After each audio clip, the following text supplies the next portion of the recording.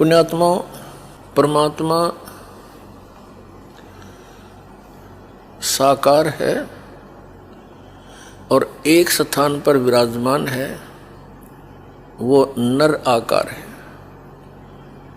आपको दिखाते हैं ढेर सारे प्रमाण वेदों में कि परमात्मा साकार है, नर आकार है, ऊपर के लोकों में विराजमान है, वहाँ से गति करके आता है और अपने तत्व ज्ञान को स्वयं ही सुनाता है, बताता है।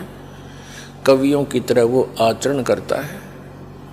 जो ये कहते हैं कि परमात्मा निराकार है और वेदों में निराकार लिखा है, उन्होंने वेदों का क ख भी पता नहीं। और महर्षि दयानंद पूर्ण रूप से अज्ञानी थे, उनको वेदों का क ख भी ज्ञान नहीं था। आपके सामने अब ढेर सारे प्रमाण प्रस्तुत करते हैं।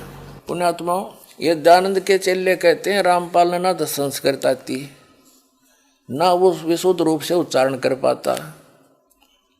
अरे भले आदमियों, जैसे कोई बालक है, छोटा सा बच्चा तोतला बोलता हो तो माँ उसकी सारी भाषा समझती है। भी केव चाव है, दूध मांगे है, रोटी मांगे है, रोटी कहेगा तो भी माँ समझ जाएगी रोटी मांगे है।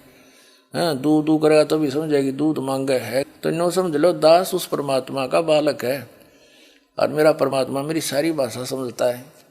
और इन आचार्यों ने और इन विद्वानों ने, दयानंद के चेलिया ने सारी उम्र खोदी गछामी गछामी करते ने।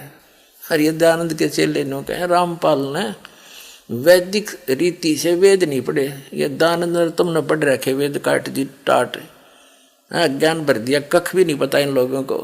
और सबसे बड़ी खुशी तो ये मनानी चाहिए, इनको कुछ अकल आनी चाहिए जो विरोध कर रहे हैं दास का, कि ये कहते हैं रामपाल ने संस्कृत नहीं आती और ये सारे ग्रंथ खोल के दर दिए। तो यही दिमाग से काम ले लो, हु इज रामपाल, ये दास उस परमात्मा का, ये रामपाल दास उस परम पिता का, उस परमेश्वर कबीर देव का दास है। उसकी दी हुई बुद्धि से सब सद ग्रंथों को समझा है। कहते 9 मन सूत उड़ जिया, ये ऋषि रहे झकमार, और सतगुरु यानी तत्वदर्शी संत ईसा सुलझा दे, उड़ जाए दूसरी बार। अब ईसा सुलझा दिया है, इस कलयुग में नहीं उलझ सकता अभी। अब ये थोड़े से दिन में ये ट्या ट्या करने वाले हैं ना विरोधी, सिर पटक कर बैठ जाएंगे। जनता इन्हें बोलने नहीं देगा, बच्चा बच्चा भी बस चुप हो जाओ, तेरे दिन सुन ली तुम्हारी ये बकवाद।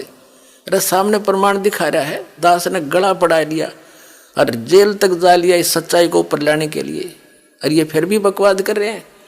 इस दास ने तो न्यौछावर कर रखा है जीवन परमात्मा के लिए। परमात्मा के बच्चों तक इस तत्व ज्ञान को पहुंचा कर छोड़ूंगा, चाहे कुछ भी बीतो मेरे साथ।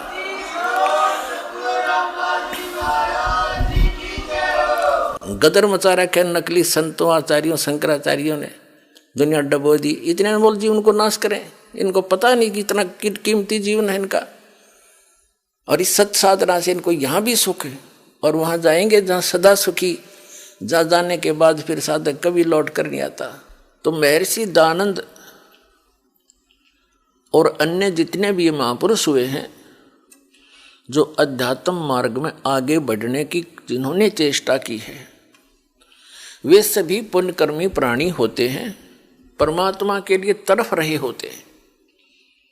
और उसी तरफ में ये महापुरुष इधर उधर जाते हैं, उनको मालूम होता है, धीरे धीरे ज्ञान होता है एक दूसरे से सुनकर कि परमात्मा की जानकारी तत्वदर्शी संत बताया करते हैं। तो संतों की खोज में सभी महापुरुष निकल पड़ते हैं। पुण्यात्माएं जितनी भी हैं वो भगवान की भक्ति बिना नहीं रह सकते, उसके लिए वो संतों के पास जाते हैं। उनका सौभाग्य और दुर्भाग्य साथ होता है, उनको जैसे संत मिलते हैं वो उनको परम संत मानकर आश्रित हो जाते हैं।